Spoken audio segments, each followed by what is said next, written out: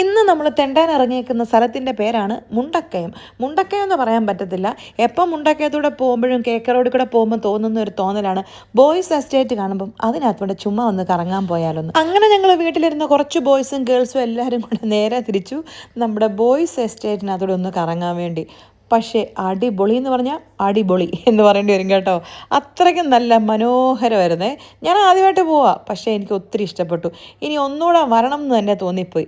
അത്രയും പ്രകൃതിയും രമണിയും വേറെ ആരാണ്ടും എല്ലാം ചേർന്ന് നല്ല അടിപൊളി സ്ഥലം കേട്ടോ. കുറേ സ്ഥലം റബ്ബർ എസ്റ്റേറ്റ് ആയിട്ട് കിടക്കുന്നു, പിന്നെ കുറേ സ്ഥലം കൈതച്ചക്കയായിട്ട് കിടക്കുന്നു. കൈതച്ചക്ക കൃഷിയാന്ന് തോന്നുന്നു. പക്ഷേ സംഭവം മാരകം. എനിക്ക് അവിടെ നിന്ന് ഫോട്ടോ ഒക്കെ എടുക്കണമെന്ന് തോന്നിയേ. പക്ഷെ നമ്മുടെ ജസ്റ്റിമോൻ ഞങ്ങളെ പറഞ്ഞ് പഠിപ്പിച്ചു ഇവിടെയും കണ്ട് ഇന്നാൾ ആന ഉണ്ടെന്നൊക്കെ. അതുകൊണ്ട് ഞങ്ങൾ ഇറങ്ങിയില്ല. പക്ഷേ അൺഫോർച്ചുനേറ്റ്ലി പോകുന്ന വഴിക്ക് ഒരാനയെ പോയിട്ട് ഒരു കുഴിയാനെ പോലും ഞങ്ങൾ കണ്ടില്ല. പിന്നെ കുട ചൂടി പോകുന്നൊരു ചേട്ടനെ കണ്ടു. ആ ചേട്ടനോട് നമുക്ക് ചോദിക്കാൻ പറ്റിയല്ലോ ഇവിടെ ആനയുണ്ടോ ഇല്ലെന്നൊന്നും.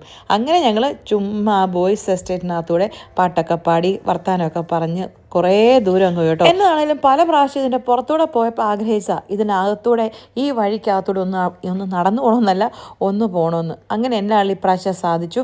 മഴയൊക്കെ തോർന്ന് നല്ലൊരു അടിപൊളി ക്ലൈമറ്റും കൂടെ ആയതുകൊണ്ടുണ്ടല്ലോ പാട്ടൊക്കെ കേട്ട് പോകാൻ നല്ല വഴിയായിരുന്നു.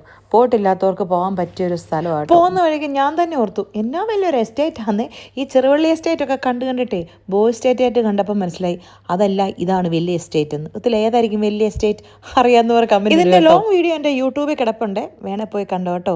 അപ്പോൾ ശരി, എന്നാൽ പോയേച്ചും വരാം.